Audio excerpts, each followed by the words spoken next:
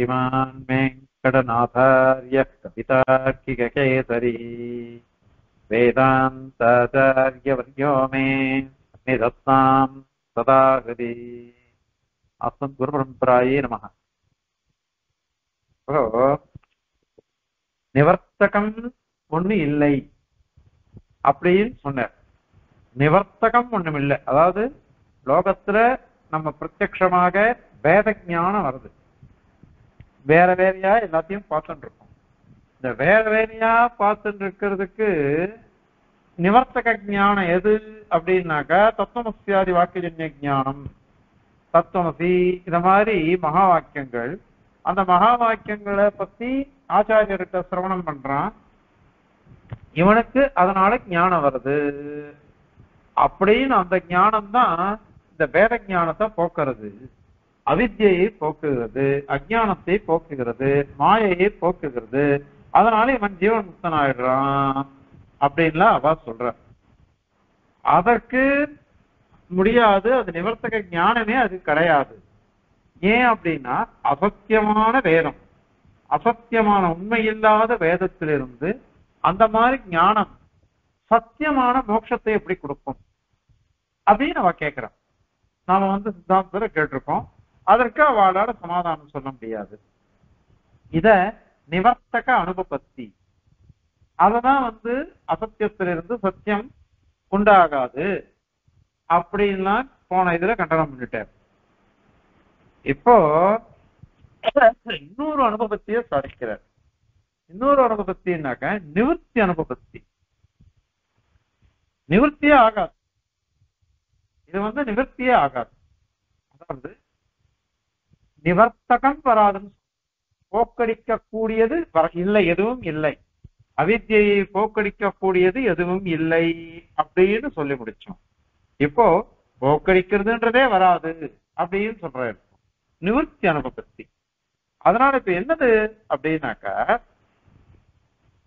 நீ பிரபஞ்சம் பொய், அது பிரமையினால அஜானத்தினால வந்தது.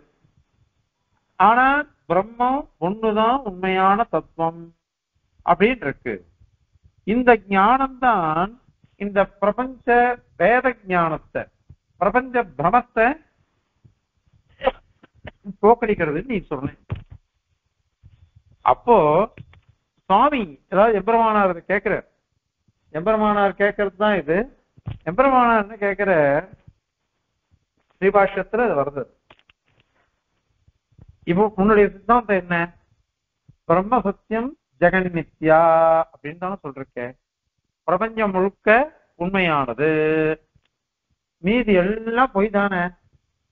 இப்போ ஆத்மீகத்துவ விஞ்ஞானம், ஆத்மீகத்துவ விஞ்ஞானம் தான் நிவர்த்தகம் நீ சொன்ன.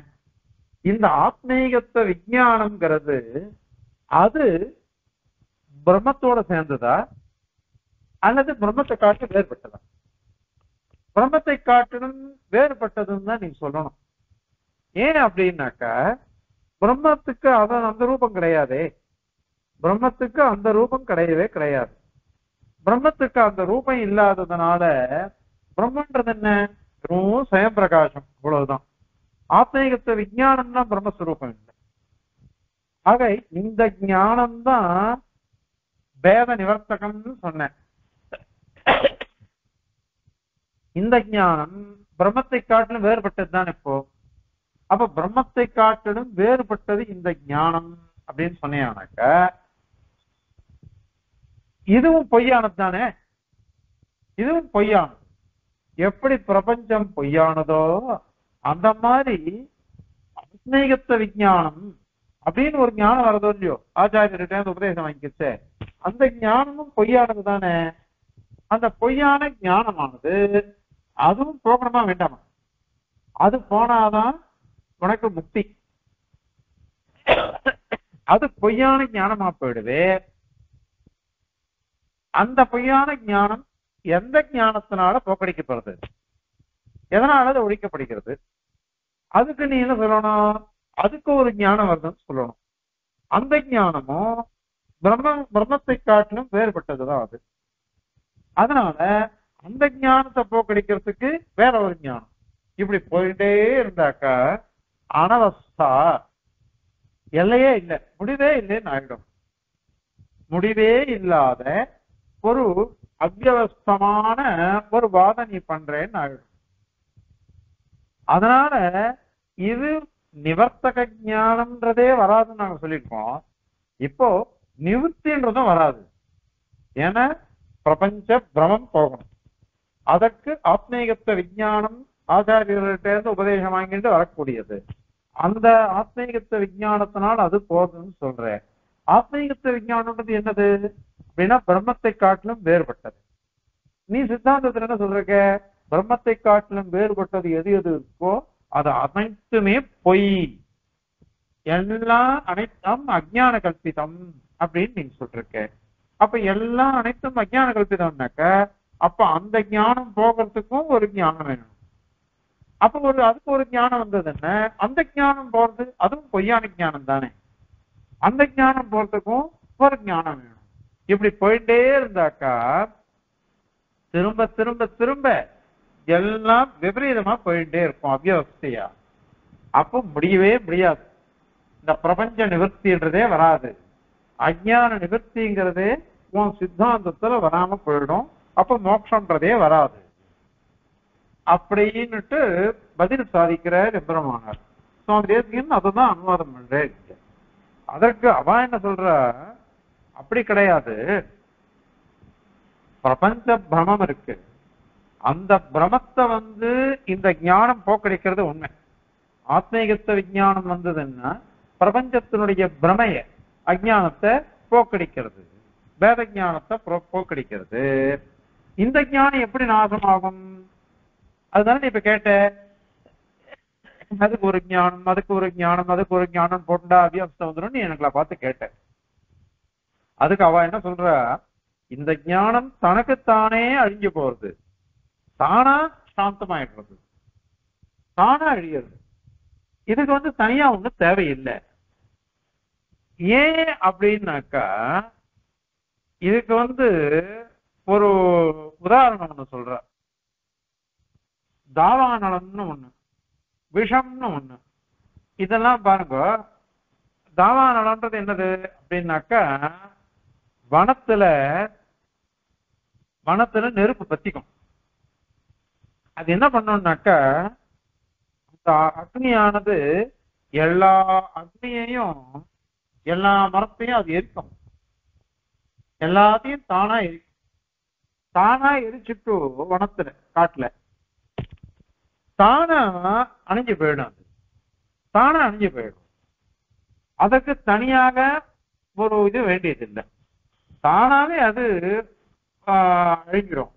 அந்த அக்னின்றது தானா சாந்தம் ஆயிடும். அத மாதிரிதான் இந்த இடத்துலயும் அதே மாதிரிதான் என்ன பண்றான்னாக்க பாம்பு கடிச்சிட்டு விஷம் ஏறிடுறது.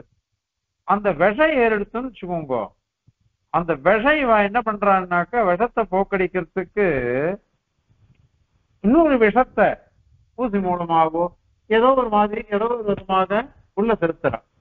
அப்படி செலுத்தினான்னாக்க நமக்கு உடம்புல வந்தது விஷம், பாம்போட விஷம். அந்த விஷம் போகணும். அல்லது வேற ஏதாவது விஷத்தை குடிச்சுட்டான், விஷத்தை குடிச்சிட்டான்னாக்கா அவன் போற நிலையில இருக்கான். அந்த சமயத்துல அவனை காப்பாத்துறதுக்கு அந்த விஷம் முறிவுக்கோசரம் இன்னொரு விஷத்தை போக்குறான், உள்ளுக்குள்ள அனுப்புறான். அந்த இன்னொரு விஷம் இருக்குதே அது என்ன பண்றதுன்னாக்கா இந்த விஷத்தை போக்கடிச்சுடுறது.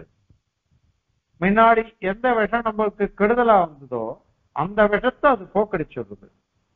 அதுக்கப்புறம் இந்த திருப்பி இதுவும் விஷம் தானே, இந்த விஷத்தை திருப்பி விஷம் ஒண்ணு போக்கடி உள்ள போட்டு மொழியோ அந்த விஷம் என்ன பண்றதுன்னா தானாவே நாசத்தை அடையிறது. முதல்ல இருந்த விஷத்தை நாசம் பண்ணி தான் தானாகவே நாசத்தை அடையிறதே தவிர்த்து அதுக்கு ஒரு விஷம் அதுக்கு ஒரு விஷம் அதுக்கு ஒரு விஷம் தேவையில்லையே. அந்த மாதிரிதான் இங்க கூட நிவர்த்தக ஞானம் ஒண்ணு இருக்குது. நிவர்த்தக ஞானம், அந்த ஞானத்தை போக்கடிக்கிறதுக்கு இன்னொரு ஞானம் தேவையில்லை, இன்னொரு ஞானம் தேவையில்லை. அது தானா சாந்தத்தை அடைஞ்சிடும். தானே அதுவே போயிடும். அதுக்கு தனியா ஒரு ஞானம் வேண்டியது இல்லை. அதனால நிவர்த்திங்கிறது வருமே அப்படின்னுட்டு அவ கேள்வி கேட்கிறார். இதுவும் சொல்ல முடியாது. ஏன் அப்படின்னாக்கா, நீ என்ன சொன்னாக்கா, இந்த ஞானம் அந்த அஜ்ஞானத்தை போக்கடிச்சு தானா நாசத்தை அடைஞ்சிடும்னு சொன்னேன். அதுக்கு உதாரணம் ஒண்ணு சொன்னேன். உதாரணம் சொன்னைய அதுவே தப்பானது. அது ஏன் அப்படின்னாக்கா, இது எரியறது, மனத்துல எரியறது. அது எரியற வன்னி கூட வேற காத்தடிக்கிறது அல்லது மழை பெய்யும், ஜலம் வரும், இத மாதிரி ஏதாவது ஒரு காரணத்தினாலதான் அது சாந்தத்தை அடைகிறது. அந்த அக்னி தானா அமைஞ்சிடாது. அது எப்படி அடையறதுன்னா, காத்தடிக்கும், அந்த மரங்கள்லாம் குறைஞ்சு போயிடும். மரங்கள்லாம் குறைஞ்சு போயிடும். அந்த கட்டையெல்லாம் இருக்காது. கட்டையெல்லாம் இருந்ததுன்னா எண்ணிலே இருக்கும்.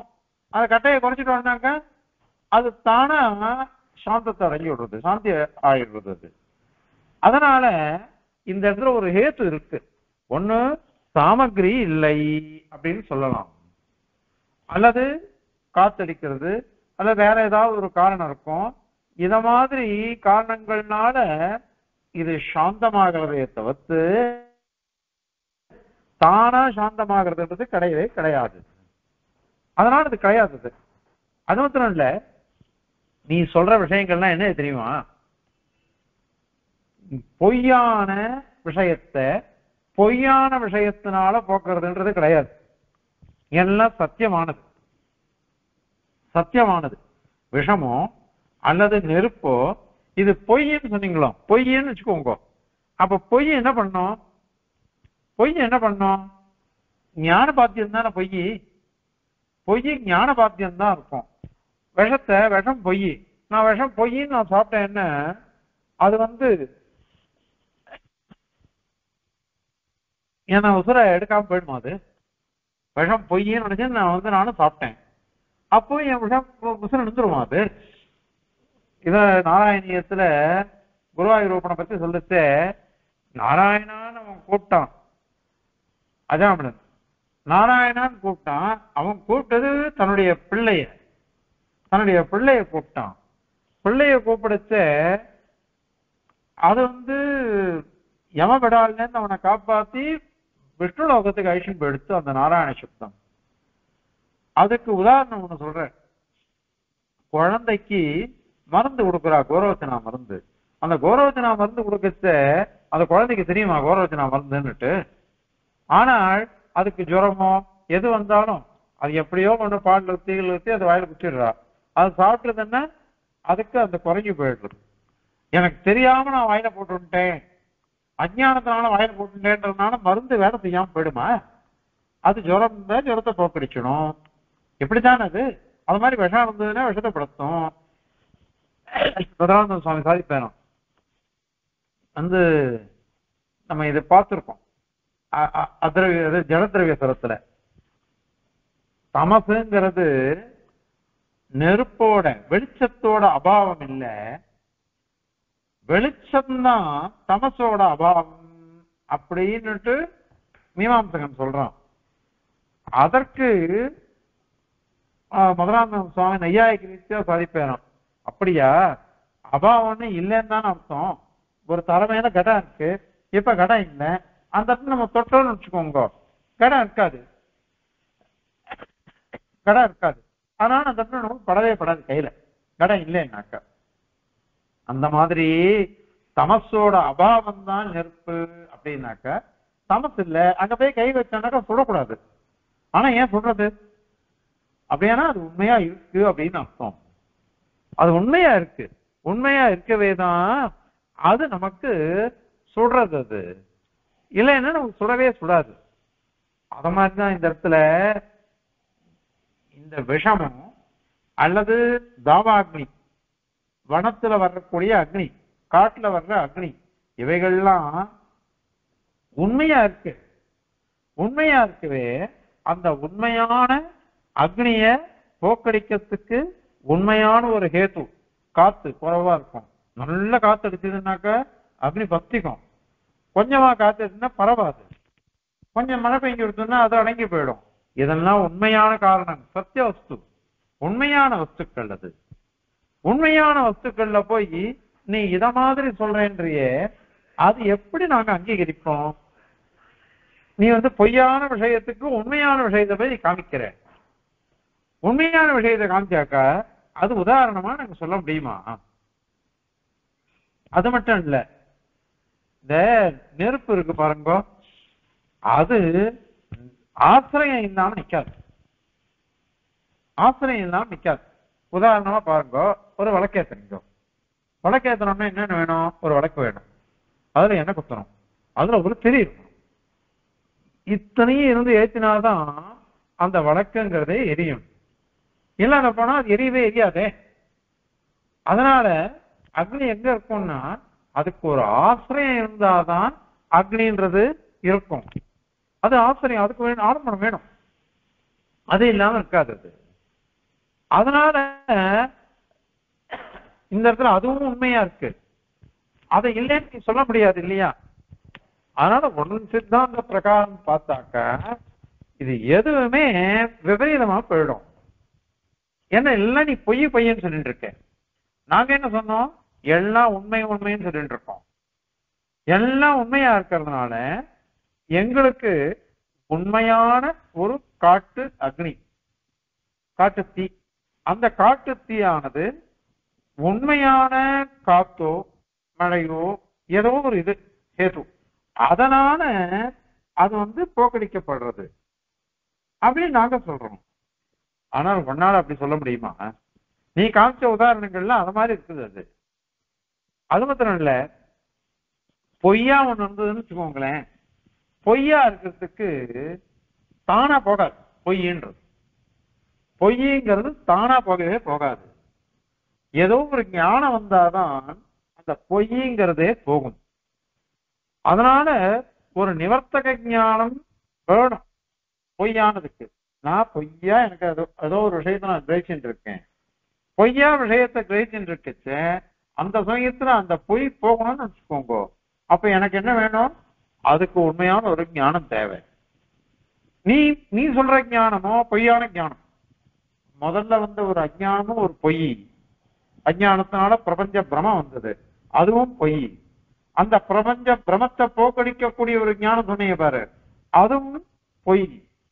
இப்ப அந்த பொய்யான ஒவ்வொன்றத்தையும் பொய் பொய்ன்னு அதை தள்ளணும். அது தள்ளுறதுக்கு ஒரு உண்மையான ஞானம் தேவை. அந்த உண்மையான ஞானம் பிரம்மத்தை காட்டிலும் வேறுபட்டதா தான் இருக்கும். நீ பிரம்மத்தை காட்டிலும் வேறுபட்ட உண்மையான ஞானம் இருக்கு அப்படின்னு நீ அங்கீகரித்தாக்க அப்ப என்ன ஆகும்னாக்க துவைதம் வந்துடும். பிரம்ம ஒண்ணு இருக்கு, இந்த அஜ்ஞானத்தை போக்கடிக்கக்கூடிய ஒரு ஞானம் ஒண்ணு இருக்கு அப்படின்னுட்டு துவைதம் வந்துடும், அத்வைதம் போயிடும். அப்போ உன்னுடைய சித்தாந்தம் அபசித்தாந்தம்.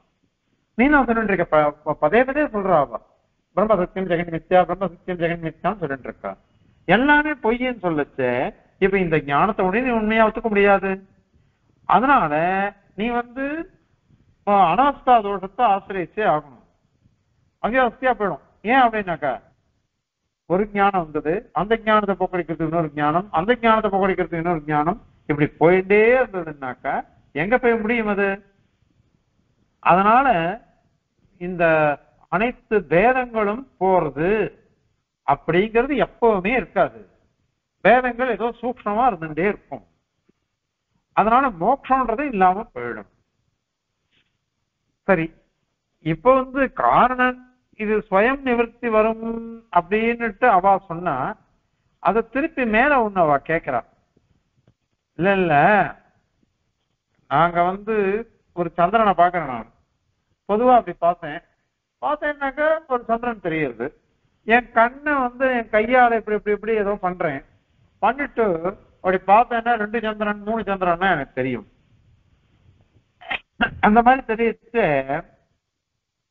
அந்த கையை எடுத்துட்டான்னு வச்சுக்கோங்க, என் விரலால நான் எது பாக்குறேன், பாக்குற சமயத்துல ரெண்டு சந்திரனா தெரிஞ்சது.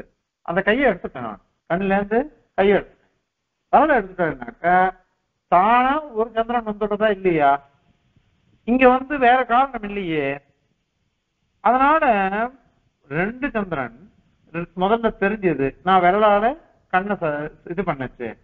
இப்போ ஒரே சந்திரன் திருப்பி வந்துடுச்சு எனக்கு, நான் விரலை எடுத்துட்டதுனால. அதனால இந்த ரெண்டு சந்திரனா தெரியறதுக்கு என்ன காரணம் இருந்ததோ அது விரல் எடுக்கிறது, விரல் வச்சுட்டு இருக்கிறது, விரலால கண்ணை நானு மாத்துறது, இப்படி எப்படி பண்றது. அது இந்த கையை எடுத்துட்டதுனால ஸ்வதகா நிவர்த்தி ஆயிடுறதா இல்லையா? அது அந்த மாதிரி தத்துவஞானம் பொய்யாகவே இருக்கட்டும், அதனுடைய நிவர்த்தி அது தானா போகுமே, அதுல ஒன்றும் தோஷம் இல்லையே. இந்த மாதிரி துச்சந்திர ஞானம் ஏகச்சந்திரமா தெரியறது, ஒரே சந்திரன் ரெண்டா தெரிஞ்சது, அந்த கை விரலை எடுத்துட்டா திருப்பி ஒரு சந்திரனா வந்துடுறதா இல்லையா? அதனால இது போருமே அது. அதனால பொய்யான ஒரு விஷயத்துக்கு பொய்யான ஞானத்தினால நிவர்த்தி வரும் அப்படின்றதுக்கு இதுல சுயமா வருமே, அது நீ வராதுன்னு ஏன் சொல்ற? அது அதனால வரலாமே அப்படின்னா அவ கேட்டா, அதுக்கு இவர் திருப்பி என்ன சொல்றாரு? அதுவே தவறு அது. ஏன்னா நாங்க திருப்பி திருப்பி கேட்கறது இதுதான், ஒரு பொய்யா இருந்ததுன்னாக்கா அந்த பொய்ங்கிறது ஒரு ஞானத்தினாலதான் போகடிக்கும்.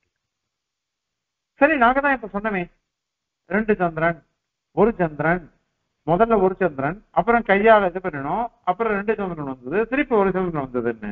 வாஸ்தவம் அது அங்க பொய் இல்லை, உன் கை காரியம். கை அது மாதிரி பண்ணி விட்டுருச்சு, கண்ணை ஏடாபுரமா இந்த கை பண்றது. கை பண்ணிச்சுனாக்க அத மாதிரிதான் வரும் அது. இதுல எங்க இவ அம்மாவுக்கு கண்ணு ஆபரேஷன் பண்ணா. கண்ணு ஆபரேஷன் பண்ணச்ச முதல்ல என்ன பண்றானாக, வெறும் ஆபரேஷன் பண்ணி அப்படியே பார்க்க வச்சுட்டா ஒரு கண்ணுக்கு. இன்னொரு கண்ணுக்கு பண்ணச்ச இவ அம்மா என்ன கேட்டா, எங்க மாமியா லென்ஸ் வைக்க முடியுமான்னு கேட்டா. அதுக்கு அவா சொன்னா, நீங்க அந்த கண்ணுக்கு லென்ஸ் வச்சிருந்தாக்க இந்த கண்ணுக்கு வச்சிருக்கலாம், ஒரு கண்ணுக்கு லென்ஸ் வைக்கல, இப்ப நீங்க லென்ஸ் வச்சிருந்தாக்க ரெண்டு கண்ணால ரெண்டு ரெண்டு விஷயத்தை பார்ப்பீங்க, ரெண்டு ரெண்டு விஷயம், ஒரே வஸ்து ரெண்டு ரெண்டா தெரியும் உங்களுக்கு. ஐயோ அப்படின்னா, ஏன்னா அந்த மாதிரி வந்துருச்சுன்னா அது உண்மையான தோஷம், உண்மையான தோஷம், பொய்யான தோஷம் இல்லாது. உண்மையான விஷயத்தை போய் நீ பொய்யான விஷயத்தை நீ காமிக்கிறது பரமார்த்தமான தோஷம். அது கையால நம்ம அசைக்கிறது, கண்ணை மாத்துறது, அப்படி எல்லாம் பண்ணவே தான் அந்த ரெண்டு சந்திரனா தெரிஞ்சது. அந்த உண்மையான தோஷத்தை கையில எடுத்துக்க நீ. அதனால நமக்கு அந்த ரெண்டு சந்திரன்றது போயிட்டு ஒரு சந்திரனா தெரிஞ்சது. ஆனால் நாங்க சொல்ற இடம் என்னது அப்படின்னாக்க, பொய்யான பிரபஞ்சம், பொய்யான தத்துவஞானம். அப்ப அந்த பொய்யான பிரபஞ்சம் பொய்யான தத்துவஞானத்தினால போனாலும் அந்த பொய்யான தத்துவஞானத்துக்கு ஒரு ஞானம் வேணுமே, ஒரு ஞானம் வேணுமா வேணாமா? அந்த ஞானம் இல்லையே. அது வரணும்னாக்க அந்த ஞானமும் பொய்யான ஞானமா இருக்கும். அதை போக்கடிக்கிறதுக்கு ஒரு ஞானம் எப்படி அனவஸ்தா தோஷம் வருமே அப்படின்னு நாம சொல்றோம். அதற்கு மேல அவ கேட்கிறா, வீதியில போயிட்டே இருந்தேன், வீதியில போயிட்டே இருக்கச்சு ஒரு கிளிஞ்சல், அந்த கிளிஞ்சலை பார்த்துட்டு ரஜதம் வெள்ளி அப்படின்னு தெரிஞ்சுட்டு வர்றேன். கொஞ்ச நாள் கழிச்சு என்ன ஆயிடுறது, எனக்கு ஒருத்தர் என்கிட்ட சொல்லல, நேதம் ரஜதம் இது வெள்ளி இல்ல, இது வெள்ளி இல்ல, இன்னொருத்தர் சொல்லல. அந்த பாதக ஞானம் இல்லாட்டா கூட தானா அது போறதா இல்லையா? இது ரஜதம் இல்ல எனக்கே தெரியுது.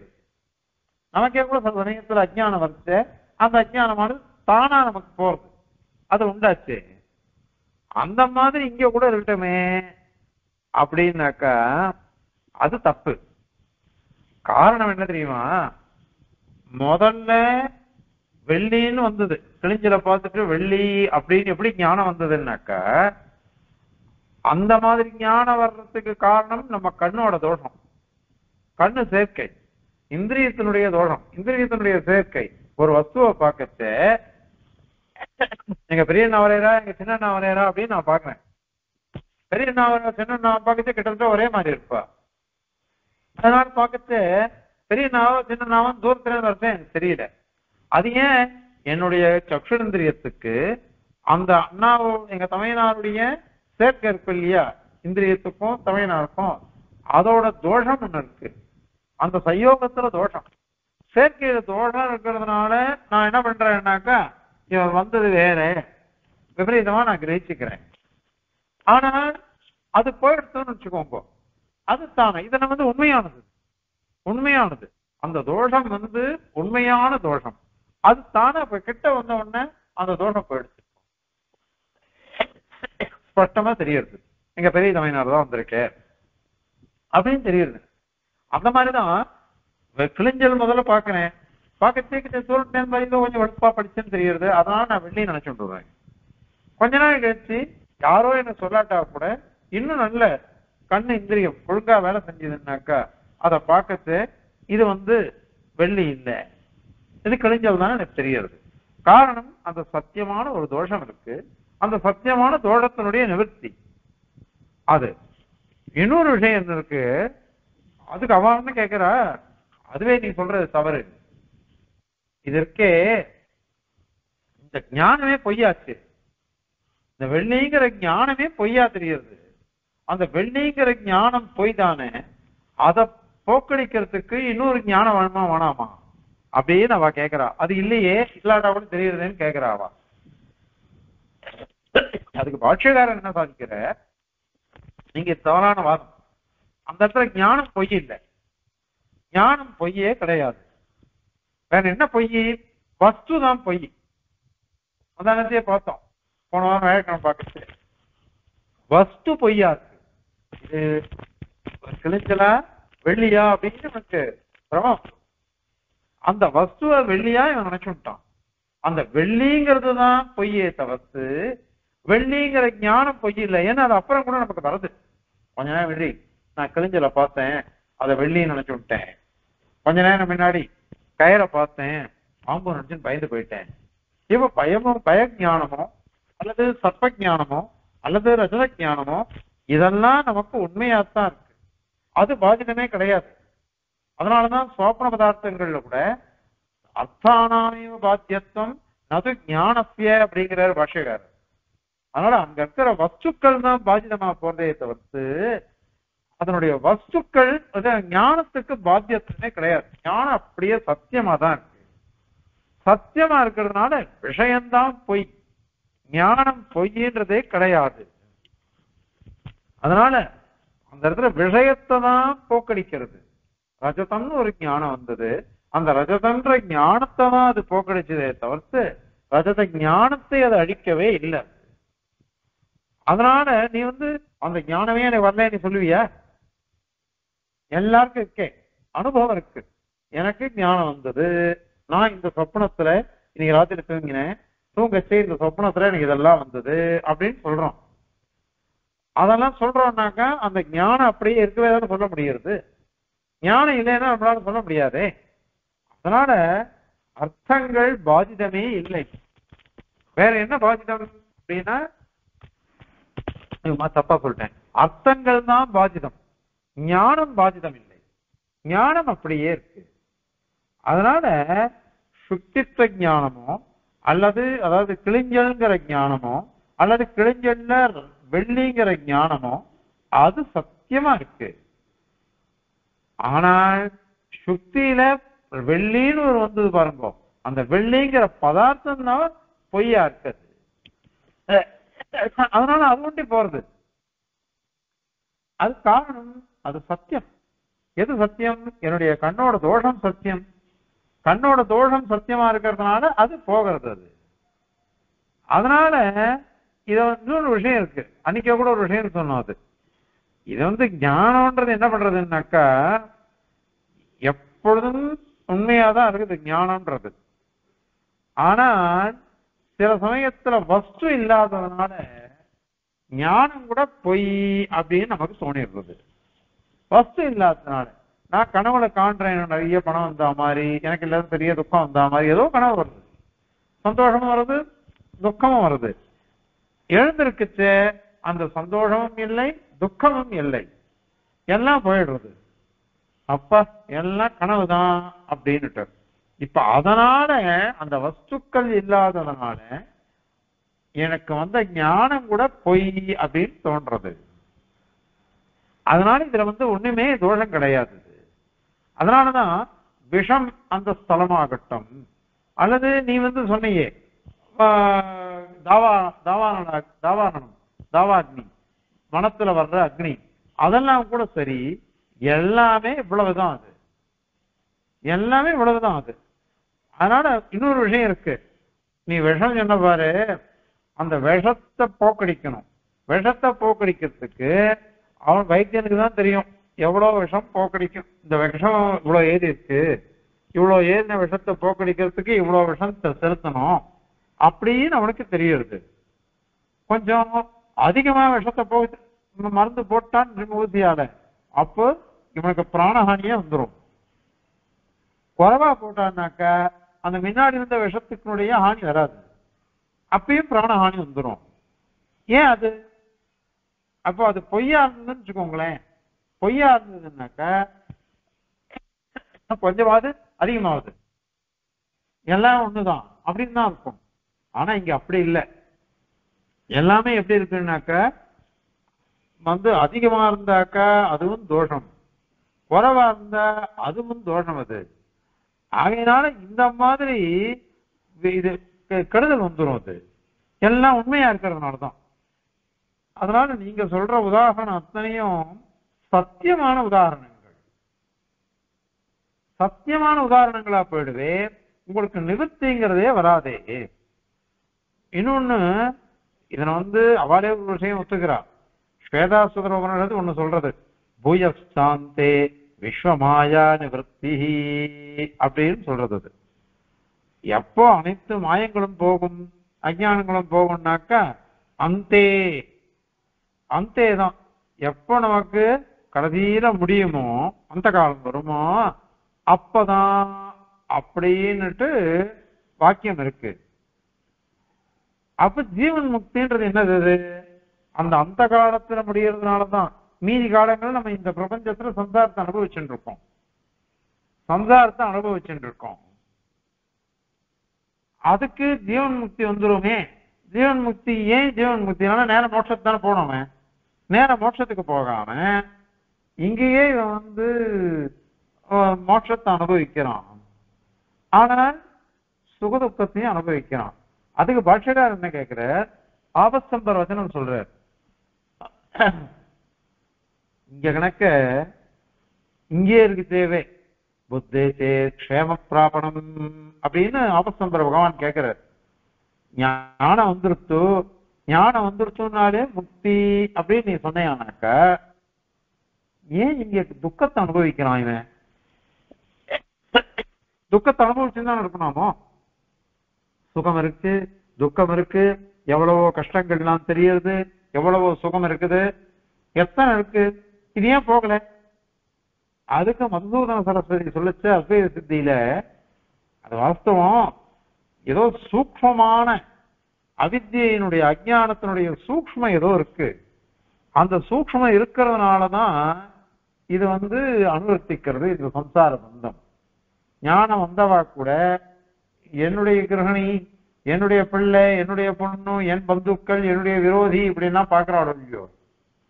அங்க இவர் கேட்கிற உபனிஷத் பாஷ்யக்காரர், சர்வாத்மனி கோவிந்தே மக்தா மித்ரா மித்ரா மித்ரா மித்ர கதா குதஹ அப்படின்னுட்டு, எல்லாருக்கும் ஆத்மாவா கோவிந்தன் இருக்கான் அப்படின்னு தெரிஞ்சுட்டாக்கா இவன் எனக்கு மித்ரன், இவன் எனக்கு சத்ரு அப்படின்னு எப்படி இந்த விசாரம் வரும்?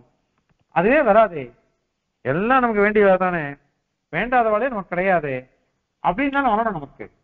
ஆனா இந்த ஜீவன் முக்திவாதத்துல வரலை. எல்லாம் விரோதியா பாக்குறா, மித்தம் வேண்டியவனா பாக்குறா, வேண்டாதவனா பாக்குறா, அவளுக்குள்ளேயே பாத்துக்கிறா, நம்மளுக்குள்ள பாத்துக்கிறா. இதெல்லாம் வரதா இல்லையா? அவர் கேட்கிறார் ஆபஸ்தம்ப பகவான், இது எப்படி? இது அதனால ஜீவன் முக்தின்றது வராதுன்னுட்டு அதுக்கு அத்வைத சித்தியில இந்த மாதிரி ஒரு சூக்ஷமான இந்த அஜ்ஞானம் அனுவர்த்திக்கிறதுன்னு சொல்லணும். நம்மளை பார்த்து அவ கேட்கிறா, நீங்க என்ன சொல்லுவீங்கன்னுட்டு. கர்மா அனுவர்த்திக்கிறதுன்னு நாங்க சொல்லிடுவோம். நம்ம சித்தாந்தத்துல கர்மா சத்தியம், கர்மாங்கிறது புண்ணியபாபரூப கர்மா, அது சத்தியமா இருக்காது, உண்மையா இருக்காது. அதனால உங்க ஜீவன் முக்தின்றதை உங்களால சொல்ல முடியாதே. அதனால அவ என்ன சொல்றாரு, சரீரம் போறது இன்னும் ஜீவன் முக்திவாத கண்டனம் வரப்போறது. இங்கே சரீரம் போறது, சரீரம் நாசம் அடைஞ்சிடுத்தோன்னு வச்சுக்கோங்க. அப்போ அவித்தியின் லேசம், இத்தனூண்டு அவித்தியம் இருந்தா கூட அது போயிடுறது அப்படின்னு நாங்க சொல்றோம். அப்படின்னா அங்கேயும் அது எப்படி தானா போகும், அது சொல்லு பதில். சரீரம் போயிடுச்சு அதனால சொன்னாக்கா, அப்ப சரீரம் தானா எப்படி நாசத்தடைஞ்சது? சரீரம் போறது, சரீரம் போகவே அவித்யா போச்சு. அப்படியானாக்கா சரீரம் எப்படி போச்சு சொல்லு அப்படின்னு கேள்வி கேட்டா, இல்ல சரீரத்துக்கு காரணமா இருக்கக்கூடிய புண்ணியபாபரூப கர்மா, அந்த கர்மா போச்சு, அதனால சரீரம் போச்சு அப்படின்னு சொன்னாக்க அதுக்கு சுவாமி கேட்கிற, அப்ப கர்மா கூட போய் தானே. உன் சித்தாந்தத்தை எது உண்மை சொல்லு, உன் சித்தாந்தத்துல எது உண்மை? பிரம்ம தத்துவத்தை எல்லாம் போய் தானே. அப்ப கர்மா கூட உன் சித்தாந்தத்துல போய் தானே. அப்ப கர்மம் சத்தியம் சொல்லிட்டேனாக்க அப்போ உடம்பு சரீரம் கூட உண்மைன்னு ஒத்துள்ளதா ஆயிடும். அப்போ உண்மையான விஷயம் ஞானத்தினால போகாது, ஞானத்தினால போகாது. நம்ம வெறும் ஞானத்தினால போகவே போகாது இந்த பாபங்கள்லாம். அதுக்கு ஞானத்தினுடைய விசேஷ நிலை உபாசனம், அந்த உபாசனத்தை உபாயத்தை அனுஷ்டிக்கணும். அதை அனுஷ்டிச்சோம்னாக்க பகவான் பிரீதன் ஆகணும். அதன் பிறகு பகவானுடைய ஞான ரூபமான சங்கல்பம் அது அனுகிரக ரூபமா அது வெளிப்படும். அதனால போகும்னு சொல்லணும். அதனால நீ சத்தியமான ஒரு விஷயமா நீ ஒத்துண்டியானாக்கா அப்ப இது போகவே போகாது. இந்த கர்மாவோ வெறும் ஞானத்தினால கர்மாவோ உடம்போ எதுவுமே போகாது. அதனால நீ நாங்க சொல்றத ஒத்துண்டாகணும் நீ. அதனால உங்களுக்கு இந்த ஜீவன் முக்தி மதமோ எதுவுமே உங்களுக்கு ஒத்துக்கவே ஒத்துக்காது உங்க சித்தாந்தத்தை. இப்படி ஒத்துக்க முடியாததுனால நீ ஏன் இது மாதிரி கஷ்டப்படுறீங்கோ? அதனால நிர்விசேஷவாதத்தை விட்டுடுங்கோ. அதனால நிர்விசேஷவாதத்துல அவ ரொம்ப விசித்திரமானதான் சொல்ற, மாயா போயிடுத்து, மாயினுடைய வாசனை ஒண்டி இருக்கு அப்படின்றா. இது பெருங்காய டப்பா மாதிரி, பெருங்காயம் ஆயிடுத்து, பெருங்காய வாசனை டப்பால இருக்குன்னு சொன்னாக்கா என்ன சொல்லுவோம்? அதனால என்ன பிரயோஜனம்? பெருங்காய வாசனை இருக்கு, அந்த பெருங்காய வாசனை வச்சுட்டு குழம்பு பண்ண முடியுமா இல்ல சாத்துமது பண்ண முடியுமா? ஒண்ணுத்துக்கு உபயோகம் இல்லையே. அந்த மாதிரி வாசனை ஒண்டி இருக்கு அப்படின்னு சொன்னேனாக்க அப்ப என்ன பிரயோஜனம் சொல்லு? இதெல்லாம் நீங்க பேசுறதெல்லாம் அதிவாதம். ஆனா எங்க சித்தாந்தம் என்ன தெரியுமா? ஈஷே அஸ்ய ஜெகதோ நித்தியமேவ நான்யோ ஹேது வித்யதே ஈசனாய அப்படின்னு ஸ்வேதாசுரமர் சொல்றது. அந்த ஈஸ்வரன் இருக்கான், அவன்தான் எப்பொழுதும் இந்த பிரபஞ்சத்துக்குரிய ஹேத்துவா இருக்கான். அவன்தான் நம்மளை நியமிக்கிறவன், ஆள்கிறவன். அவனுக்கு பராசிய சக்தியில் விவிதைவ ஸ்ரூயதே ஸ்வாபாவிகி ஞான பலக்கிரியாச்ச, எல்லாம் சுவாபாவிகமா உண்மையா எல்லாம் இருக்கு. அத்தனையும் இருக்கவேதான் இது நம்ம சித்தாந்தத்துல எல்லாம் சரியா போறது. உங்க சித்தாந்தத்தை இது அத்தனைக்கும் நீங்க அபார்த்தம் சொல்லணும். அதனாலதான் பாஷ்யக்காரர் குதிருஷ்டிகள் அப்படின்னு சாதிக்கிறார். குறுக்குத்தனமா குயுக்தியை கொண்டு பாக்குறா இந்த வேதத்தை, அதனால அபார்த்தம் சொல்றாரு. அதனால இது தவறான வாதம். சுதப்பிரகாசிகாச்ச தியான ஸ்லோகம் பண்ணும் பொழுது தஸ்மை ராமானுஜாரியாய நம பரமயோகினே எஸ் ஸ்ருதி ஸ்மிருதி சூத்திரானாம் அந்தர்ஜுவரம் அசீஷமத்து அப்படின்னு சாதிக்கிறார். ஸ்ருதி ஸ்மிருதி சூத்திரங்கள் இவைகளுக்குள்ள அந்தர்ஜுவரம் ஒண்ணுக்கு ஒண்ணு விரோதம் இருக்க மாதிரி தெரியும். அந்த அந்தர் ஜுரத்தை உள்ளுக்குள்ள இருக்கிற விரோதத்தை எல்லாத்தையும் சமணம் பண்ணிட்டாரு எம்பெருமானார். வேதார்த்த சங்கிரகம் பண்ணினதுனால ஸ்ருதிகளுக்குள்ள இருக்கக்கூடிய விரோதத்தை போக்கடிச்சார். வேதாந்த தீபம், வேதாந்த சாரம், ஸ்ரீபாஷ்யம் இந்த 3 சூத்திரங்களுக்குள்ள ஒண்ணுக்குள்ள விரோதம் இருந்ததுன்னா அதை போக்கடிச்சார். அதன் பிறகு ஸ்மிருதிகள் அதுக்கெல்லாம் விரோதத்தை கீதா பாஷ்யத்தினால முடிச்சுட்டாரு. எப்படி எம்பெருமானார் அனுகிரகிச்சிருக்காரு நமக்கு. ஆகையினால இந்த கிரமம் இருக்கிறதுனால நம்ம சித்தாந்தத்துல எல்லாம் சரியா போயிடுறது. ஆகவே இவ சொல்ற வாதங்கள் அனைத்துமே விபரீதமான வாதங்களா இருக்கு தவிர்த்து எதுவும் சரியா இல்லை. ஆக இந்த நிவர்த்தின்றதே உங்க சித்தாந்தத்துல வராதே, நிவர்த்தி பொருந்தாமை. அத இந்த ஸ்லோகத்தினால சாதிக்கிறார். இப்போ ஸ்லோகத்தை சேவிக்கலாம். ஸ்லோகத்தை சேவிச்சா அதனுடைய தாத்பரியம் தெரியும்.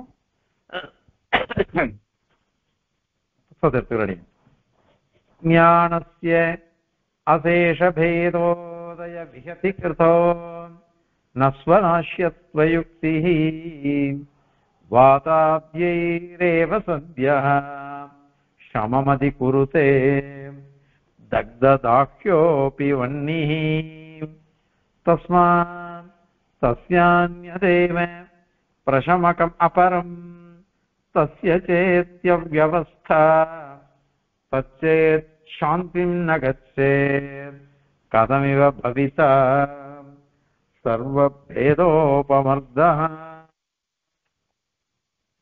அப்படின்னு சாதிக்கிறார். பாருங்க,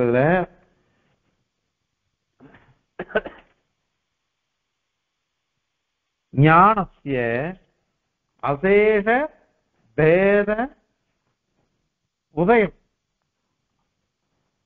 அசேஷ பேதம் மீதியே இல்லாம அனைத்து பேதங்களும் எல்லா பேதம் வர்றதையும் நமக்கு உதிக்கிறது இல்லையோ. லோகத்துல பேத ஞானம் இருக்கு, பிரபஞ்சத்துல பேத ஞானம் இருக்கு. அந்த அனைத்து பேத ஞானமும் நமக்கு போகணும். அதுக்கு அசேஷ பேதோதய விஹதி கிருதஹ, விஹதி போக்கடிக்கிறது, அந்த பிரபஞ்சத்தை ஒழிக்கிறதுன்னு அர்த்தம். பிரபஞ்சமே பேத ஞானம் தான், பொய்யானது, அதை ஒழிக்கிறது. அது எது பண்ணும் அப்படின்னு ஞானஸ்ய ஆத்மீகத்துவ விஞ்ஞானம், அத்வைத ஞானம். அது என்னதுன்னாக்கா பிரம்மாத்மீகத்துவ விஞ்ஞானம், ஆத்மீகத்துவ விஞ்ஞானம்லாம் அவ சொல்ற. அது இந்த பேதத்தெல்லாம் போக்கடிக்கும்னு சொல்ற. அது ஞானசிய ஸ்வநாசியத்துவ யுக்தி. அப்போ அந்த ஞானம் வந்தது இல்லையா, ஆத்மீகத்துவ விஞ்ஞானம், அது எப்படி நாசமடையும்? தனக்குத்தானே அடையும் அப்படின்னு நீ சொன்னாக்கா ஸ்வநாசியத்துவம், ஸ்வசிய சேனைவ நாசக, தனக்கு தன்னாலேயே நாசம் அப்படிங்கிறது அது தவறானது, அது சரியாகாது. அது மாதிரி வரவே வராது, அது வராது. ஏன் அப்படின்னாக்கா இது நிறைய சொல்லிட்டோம். அதுக்கு காரணம் ஏன்னா இதுக்கு இன்னொரு ஞானம் வேணுமா வேண்டாமா? இந்த ஞானத்துக்கு இன்னொரு ஞானம் வேணும், அந்த ஞானத்துக்கு இன்னொரு ஞானம் வேணும். அது பின்னாடி சொல்ல போறாரு. அதனால உங்களால சொல்ல முடியாது. அப்படி இல்லை. தக்ததாக்கிய மன்னிஹி அப்பி, தக்ததாக்கிய இத காட்டுல வர்ற ஒரு அக்னி, அது கொண்டு விட்டு எரிகிறது.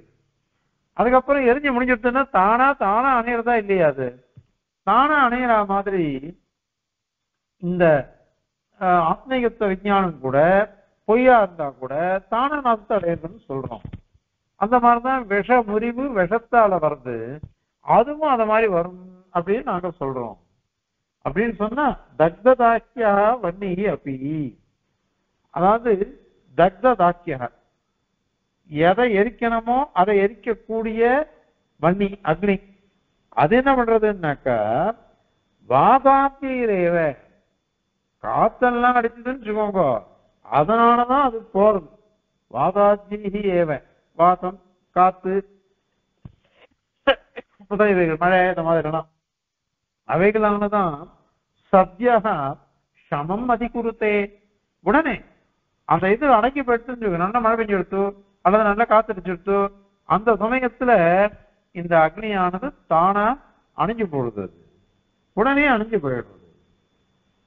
இப்ப அது காரணம் என்னன்னா இந்த காற்று, மழை முதலானவைகள் தானே தவிர்த்து இது ஸ்வதகா அது அணையவே அணையாது. அதுக்கு சாமக்கிரி இருந்ததுன்னா எரிகிறது, சாமக்கிரி இல்லைன்னா எரியாது. சரி, நான் அதுக்கு முதல் கேள்வி கேட்பேன், அது எரியறதோடையோ எரிக்கிறதுக்கு எது காரணம்? முதல்ல எரியறது, எரியறதுக்கு ஏதோ ஒரு சாமக்கிரி கொள்ளியோ, அப்ப அணையறதுக்கு அது ஒரு சாமக்கிரி வேணுமா வேண்டாமா? அதனால இதுக்கு இது வேணும்னா அதுக்கு அது வேணும். எரியறதுக்கு ஒரு சாமக்கிரி இருந்ததுன்னாக்கா அணையறதுக்கும் ஒரு சாமக்கிரி வேணும். அதனால அதுவும் நீ அங்கீகரிக்கணும், அது நீ ஒத்துக்கல. அதனால சத்யாக சமம் அதிகுருத்தே, அது தானா நாசத்தை அடையிறது. எப்படி நாசத்தை? அந்த காத்து முதலானவைகள் எல்லாம் பட்டதுன்னாக்க அது நாசத்தை அடையிறதே தவிர்த்து இதுவா அடையல, அது ஸ்வதகா அடையல. அது தெரிஞ்சுக்கோங்க. அதனால அந்த உதாரணமே சரியில்லை. தஸ்மா, அந்த காரணத்தினால சஸ்ய பிரசமகம், அந்த இது இருக்கு பாருங்க, இது சொன்னமே ஆத்மயுக்த விஞ்ஞானம், அதை போக்கடிக்கிறதுக்கு சஸ்ய பிரசமகம் அந்நியதேவ, அதை போக்கடிக்கிறதுக்கு இன்னொரு ஞானம் வேணும், இன்னொரு ஞானம் வேணும். அதை போக்கடிக்கிறதுக்கு சஸ்ய பிரசமகம் அந்நியதேவ சஸ்ய அபரம், அதுக்கு இன்னொன்னு வேணும். இது அவ்யவஸ்தா, இது முடிவே இல்லாம போயிடும். இது அனவஸ்தா தோஷம்ன்றதுக்கு வந்துடும், எல்லையே கிடையாது. நீங்க எத்தனை வாடி சொன்னாலும் திரும்ப திரும்ப இந்த ஞானத்துக்கு ஒரு ஞானம் வேணும், அந்த ஞானத்துக்கு இன்னொரு ஞானம் வேணும், அந்த ஞானத்துக்கு ஒரு ஞானம் வேணும்னுட்டு அவ்யவஸ்தையா அனவஸ்தைங்கிற தோஷம் வந்துடும். அது வரலன்னு நினைச்சுக்கோங்க, தது சாந்தியின் நகச்சேச்சு, அந்த ஞான நாசமே இல்லை, அந்த பிரம்மாத்மிகத்துவ விஞ்ஞானம் அப்படியே இருக்குன்னு சொன்னாக்க அதுவும் அஞ்ஞான கல்பிதம், அதுவும் பொய்யானது. ஏன்னா பிரம்ம ஒண்டிதான் சத்தியமானது, அது சாந்தியை அடையல, அது அழியவே இல்லை அப்படின்னு சொன்னா சர்வ பேத உபமர்த்த, அனைத்து பேதங்களுடைய அழிவும், அனைத்து பேதங்களுடையும் அழிவு. அந்த அழிவுங்கிறது கதையோ பகிதா, எப்படிதான் வரும், அது எப்படிதான் வரும் சொல்லுது? ஏன்னா நீ தான் ஒத்துருக்க இது பொய்யான ஞானம் தான், வேதமும் பொய், வேதத்தை உபதேசிக்கிற ஆச்சாரியனும் பொய், அந்த ஆச்சாரியர் உபதேசிச்ச ஞானமும் பொய், அந்த ஞானத்தினால வரக்கூடிய பிரம்மமே மெய் அப்படின்னு நீ சொல்ற. அது எப்படி அப்படின்னா அது மெய், பிரம்மம் வரட்டும். ஆனா இந்த ஞானம் போன வேண்டியோ, இந்த ஞானம் போகணும்னாக்க இந்த ஞானத்துக்கு ஒரு நிவர்த்தகம் சொல்லு. நிவர்த்தகம் இல்லாதனால நிவர்த்தியே வராது. எவ்வளவு காலம் ஆனாலும் நிவர்த்திங்கிறதே வராது. நிவர்த்திங்கிறதே வரலைன்னாக்கா அதை எப்படி நாங்க அங்கீகரிப்போம்? அங்கீகரிக்கவே முடியாது. அதனால எந்த விதத்துல பார்த்தாலும் உங்க சித்தாந்தத்துல சரியான நிலையே வராது அப்படிங்கிறது இந்த ஸ்லோகத்தினால சாதிக்கிறார். இப்போ திருப்பி ஸ்லோகத்தை சேவிக்கலாம். ஞானஸ்ய அசேஷ பேதோதய விஹதி கிருதோ நஸ்வநாஷ்யத்வயுக்திஹ வாதாத்யைரேவ சத்யா சமமதி குருதே தக்ததாஹ்யோபி வன்னிஹ தஸ்மா தஸ்யான்யதேவ பிரசமகமபரம் தஸ்ய சேத்யவ்யவஸ்தா தச்சேத் சாந்திம் ந கச்சேத் கதமிவ பவிதா சர்வபேதோபமர்தः. கவிதார்க்கிகசிம்ஹாய கல்யாண குணசாலினே ஸ்ரீமதே வெங்கடேஷாய வேதாந்த குரவே நமः. அஸ்மத்குரு பரம்பராயே நமः. அடியே